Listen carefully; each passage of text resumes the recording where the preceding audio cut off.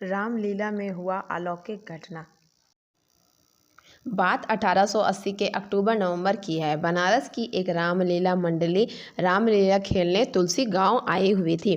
मंडली में 12 से 24 कलाकार थे जो गांव के ही एक आदमी के यहाँ रुके थे। वही सभी कलाकार रिहर्सल करते और खाना बनाते खाते थे। पंडित कृपाराम दुबे उस रामलीला मंडली के निर्देशक थे। वे हारमोनियम पर बैठ के मंच संचालन करते थे और फौजदार शर्मा साज सज्जा और रामलीला से जुड़ी अन्य व्यवस्था देखते थे। एक दिन पूरी मंडली बैठी थी और रिहर्सल चल रहा था। तभी पंडित कृपाराम दुबे ने फौजदार से कहा, इस बार वो शिव धनुष हल्की और नर्म लकड़ी की बनवाएं ताकि राम का पात्र निभा रहे 17 साल के युवक को परेशानी ना हो। पिछली बार धनुष तोड़ने में समय लग गया था। इस बार फौजदार कुपित हो गया क्योंकि लीला की साज सज्जा और अन्य व्यवस्था वही देखता था और पिछला धनुष भी वही बनवाया था। इस बात को लेकर पंडित जी और फौजदार में से कहासुनी हो गई। फौजदार पंडित जी से काफ़ी नाराज़ था और पंडित जी से बदला लेने को सोच लिया था। संयोग से अगले दिन सीता स्वयंवर और शिव धनुष भंग का मंचन होना था। फौजदार मंडली जिसके घर रुकी थी उनके घर गया और कहा, रामलीला में लोहे के एक छड़ की ज़रूरत आन पड़ी है, देख दीजिए। गृहस्वामी ने उसे एक बड़ा और मोटा लोहे का छड़ दे दिया। छड़ लेके फौजदार दूसरे गांव के लोहार के पास गया और उसे धनुष का आकार दिलवा लाया। रास्ते में उसने धनुष पर कपड़ा लपेटकर और रंगीन कागज से सजा के गांव के एक आदमी के घर रख आया। रात में रामलीला शुरू हुआ। दार ने चुपके से धनुष बदल दिया और लोहे वाला धनुष ले जाके मंच के आगे रख दिया और खुद पर्दे के पीछे जाके तमाशा देखने के लिए खड़ा हो गया। रामलीला शुरू हुआ।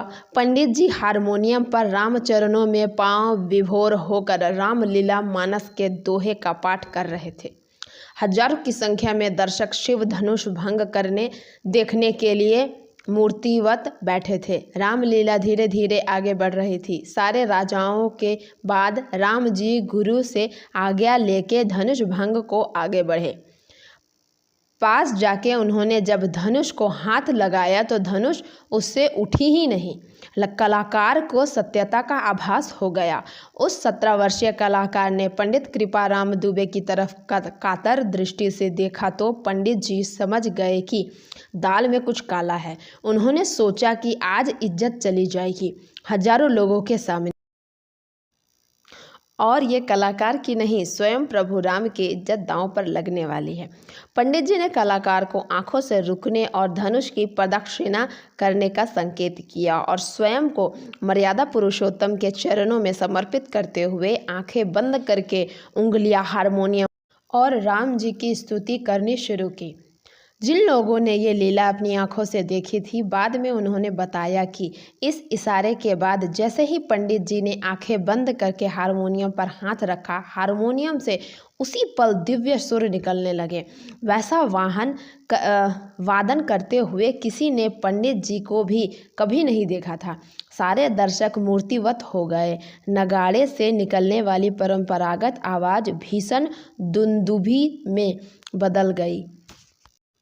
पेट्रोमैक्स की धीमी रोशनी बढ़ने लगी और पूरा पंडाल अद्भुत आकाशीय प्रकाश से रह रह के प्रकाशमान हो रहा था।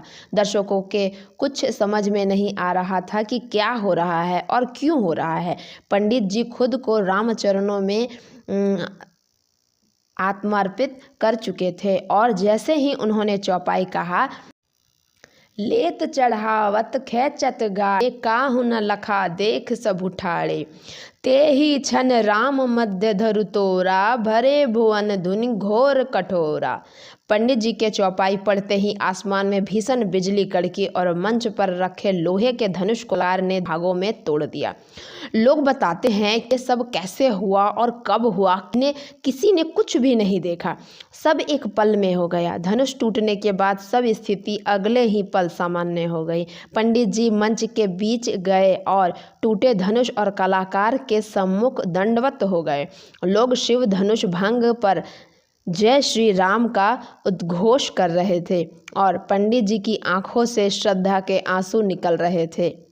राम सबके हैं, एक बार राम का होकर तो देखिए। मेरी कहानी अगर आपको पसंद आई हो तो लाइक शेयर सब्सक्राइब ज़रूर करें। Thank you.